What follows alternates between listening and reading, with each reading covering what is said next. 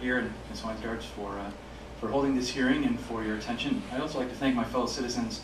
This kind of sharing of our views about issues that matter to us, I think, is it's wonderful to see this happening, and it's really what our republic is all about. And it's for that very reason that I would urge the council to reject the changes to the ordinance. Now, I understand, as a homeowner here, the hassle of material showing up on your front step all the time that you don't want. Sometimes it's nicely put on your handle of your door. Sometimes it's illegally put in your mailbox, which is already a federal crime. No new laws needed there. But I also, as a neighbor, understand the need to communicate with my neighbors about things. When we first moved to Aurora back in 2005, my son Nate decided to try to get some business as a babysitter. We have a lot of kids. At that time, his oldest is 7, now 8 children, and he made up a little flyer about his babysitting services. Talked about his Red Cross certification, how he's the oldest of a big family, and when he's available and so forth. Homeschooled kids, so he can babysit anytime, and passed these flyers around our neighborhood, and got a couple jobs. Under this new ordinance, he'd have to wait 30 days and get a permit, and never crossed his mind, as a kid who grew up in a democracy, that he'd have to get permission from the government to pass out a few flyers to his neighbors. That kind of activity would be barred without a permit by this ordinance as I read it. When our cat Trixie went missing, we put up flyers on streetlight poles. That too. Printed material of any kind, this draft ordinance said, would be prohibited. My daughters could have been hit with a $150 fine for trying to find their cat. They're supposed to wait 30 days, hoping their cat doesn't get lost while they wait for the law to allow them to put up flyers about their missing kitty.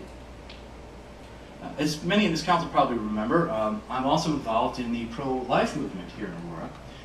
Again, this ordinance would severely curtail our constitutionally protected activities.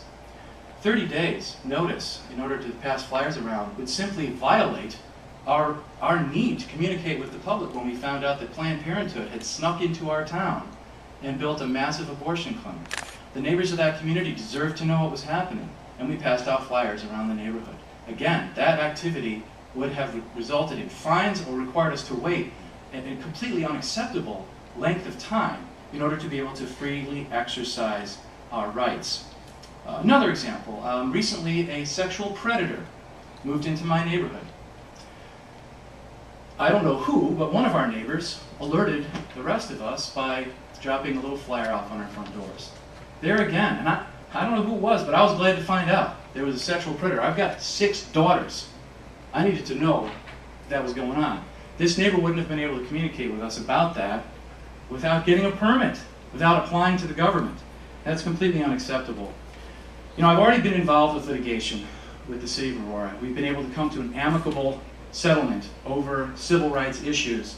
I would really hate to see that amicable relationship disrupted by this kind of unconstitutional change in the city's ordinances. And I hope that it won't come to more litigation. It sounds like we won't be the only ones in court if this ordinance is passed. Finally, I'd like to offer a few words of wisdom from an august and recently passed figure of the American judicial system.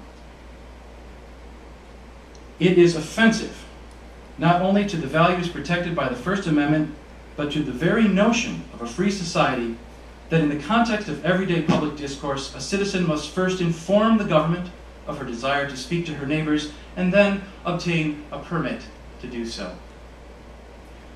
Those are the words of United States Supreme Court Justice John Paul Stevens, writing the majority opinion in the Watchtower Society versus Village of Stratton decision, 2002, 8-1 decision against Stratton, Ohio. I didn't have time, because I only found out about this hearing today, to look up how much it cost the city of Stratton, Ohio to fight that and lose, that lawsuit. But under the conditions of the tight economy we're facing right now, I don't think the city of Aurora needs to be getting involved in expensive litigation. I don't think we need to be curtailing citizens' First Amendment rights. This ordinance as drafted is far, far too broad, and it would wrap the city in a great deal of trouble, and it would curtail our rights. So I strongly urge the council not to adopt these proposed changes. And again, thank you for holding this hearing. Thank you for your time.